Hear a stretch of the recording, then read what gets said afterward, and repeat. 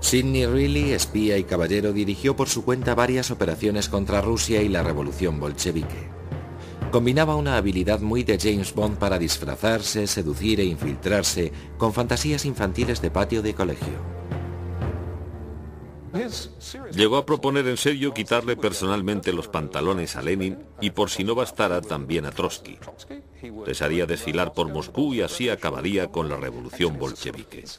En cierto modo fue una idea más sensata que la que se le ocurrió después a la CIA de poner desfoliante en la loción de afeitar de Castro para que se le cayera su barba, perdiera su atractivo de macho y los cubanos volvieran a la economía de mercado. Por último, Sidney Reilly se enfrentó a Félix Dzerzhinsky. Sus fantasías le hicieron víctima de una ilusión mortal. El gran artista del engaño de principios del siglo XX acaba engañado por la Unión Soviética. El KGB monta una falsa organización formada por supuestos antibolcheviques clandestinos. Le piden a Reilly que acuda en su ayuda. Sidney Reilly así lo hace y al poco lo detienen, le interrogan y le matan por la espalda de un disparo en la cabeza. Como Sidney Reilly, toda Inglaterra despertó bruscamente de sus sueños de fantasioso espionaje con la amenaza de la guerra.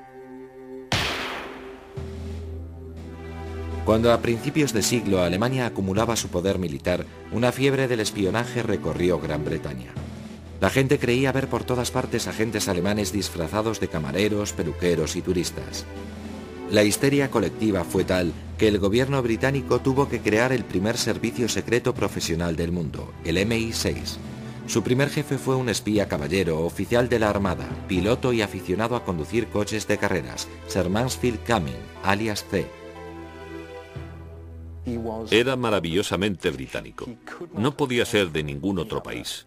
Era brillante y muy excéntrico. Le encantaba toda la parafernalia del espionaje. Le gustaban las tintas secretas. Tenía un laboratorio donde probaba todas estas tintas y demás. En 1909, los primeros reclutas estrenan la escuela de espionaje de Whitehall Court, en el corazón de Londres. Contra todas las normas, uno de ellos lleva un diario. Eso nos permite reconstruir la formación de un agente británico. La vida de un espía, les enseñó C, podía ser muy atractiva. Os animamos a ligar con las agentes enemigas y usarlas de tapadera para obtener información. Pero si la seducción y el engaño fallaban, las consecuencias podrían ser mortales. El primer deber de vuestros captores es sacaros el máximo de información por cualquier medio. Esta lección es muy solemne. Hay que ser lógico sobre la propia muerte y pensar en ella a fondo. Hay hombres valientes que jamás se clavarían un cuchillo, pero no dudarían en pegarse un tiro. Otros no soportarían la visión de una aguja, pero no les costaría trabajo tragar una pastilla.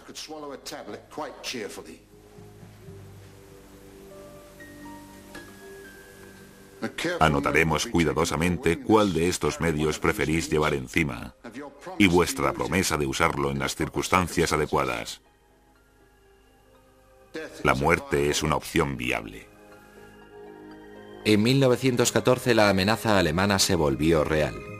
Los caballeros británicos, convertidos en jugadores profesionales, entraron en guerra. La Primera Guerra Mundial se libró en las trincheras, una toma agónica y sangrienta del territorio. Para los comandantes aliados, la información sobre la posición de las fuerzas alemanas resultaba vital. La inteligencia británica se prestó voluntaria.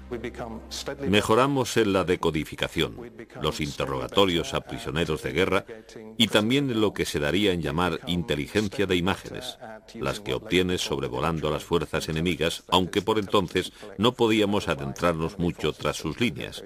Y a la larga, hacia el final de la guerra, también teníamos una red de espionaje que cubría toda la zona ocupada del norte de Francia y Bélgica.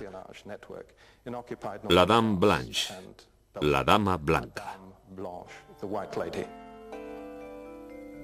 La Dama Blanca fue creación de uno de los agentes más brillantes de C, el capitán Harry Landau, que supervisó las labores de vigilancia de las tropas alemanas en su avance en tren hacia el frente. Sus agentes se organizaban por células, unidades independientes que tenían un nombre en código individual, y los agentes que se desperdigaron por Francia y Bélgica fueron los que menos llamaban la atención en tiempos de guerra: mujeres jóvenes. Estaban obligadas a alojar a oficiales alemanes y no se perdían palabra del enemigo. Un día me dijeron que podía sumarme a ellas. Y recuerdo que mi madre me dio a leer un papel con la promesa de no contárselo a nadie.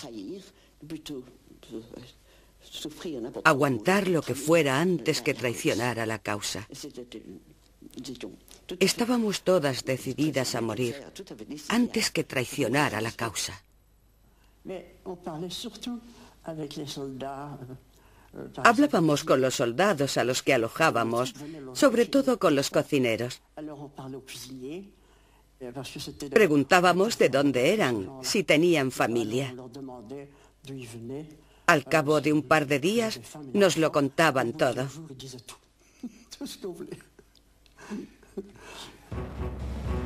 Las mujeres de la Dama Blanca son heroínas del espionaje poco reconocidas, y a diferencia de Mata Hari ayudaron de verdad a ganar la guerra.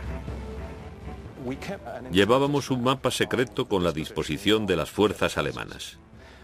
Y el día del armisticio, en noviembre de 1918, de las posiciones de 186 divisiones alemanas señaladas, solo 2 estaban equivocadas. ¿Fue Sir Mansfield Cumming el mayor espía de todos los tiempos? Desde luego fue el primero y el más sistemático de los espías profesionales. Pero la Dama Blanca es una de sus pocas operaciones que han salido a la luz. Pese a su alto perfil actual, el MI6 no desvela sus misterios. Aunque un episodio demuestra que incluso esta silenciosa organización es capaz de golpes espectaculares.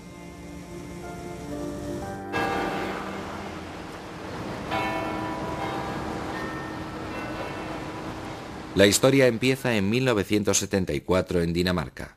En un club deportivo de Copenhague, un agente británico con el nombre en clave de Michael estableció contacto con una nueva fuente de información vital. El oficial del KGB, Oleg Gordievsky, había tomado una decisión que podía costarle la vida: traicionar a la Unión Soviética. Durante 10 años, Oleg Gordievsky entregó cientos de documentos de la KGB de la Embajada Soviética en Copenhague y después en Londres. A la hora de comer se reunía con su contacto británico y después de cada encuentro se jugaba la vida.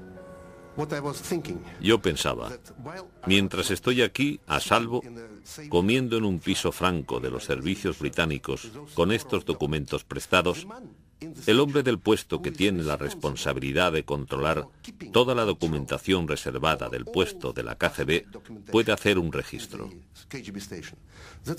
Era un oficial joven y tenía autoridad para hacer un registro en todos los despachos de los funcionarios, incluidas sus mesas y sus cajas fuertes. Y se habría dado cuenta de que en ese momento faltaban 12 documentos. Entonces no tendría más que esperar a que alguien regresara con ellos y volviera a dejarlos en la caja fuerte. Así que eso es lo que me esperaba cada vez, sí. ¿Dormía usted por las noches? Muy mal, sigo usando somníferos.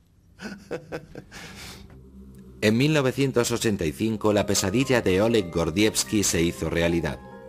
De pronto le ordenaron que regresara a Moscú.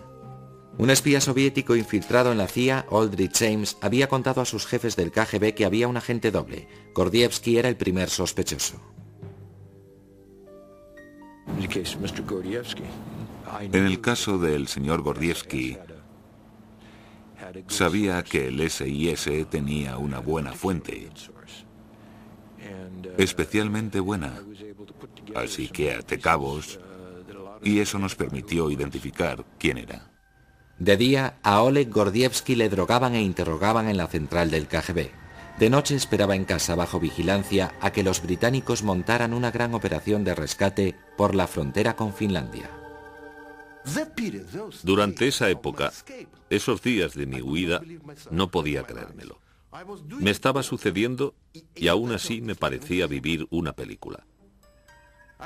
Tenía que ir a una esquina del centro de Moscú y esperar allí 5 minutos bajo una farola, con una bolsa de plástico en la mano, y unos días después, en un punto concreto de la carretera entre Leningrado, ahora San Petersburgo, y la frontera finesa, me recogerían 2 coches británicos a las 2 en punto. Así que el viernes burlé la vigilancia y tomé un tren a Leningrado. A la mañana siguiente, con gran alivio, encontré el sitio, porque no lo había visto en mi vida, y maté el tiempo hasta las 2 en punto de la tarde. Los 2 coches ingleses llegaron con solo 20 minutos de retraso. Salté a uno de ellos y me escondí. El coche se detuvo 5 veces y cada vez pasé pánico.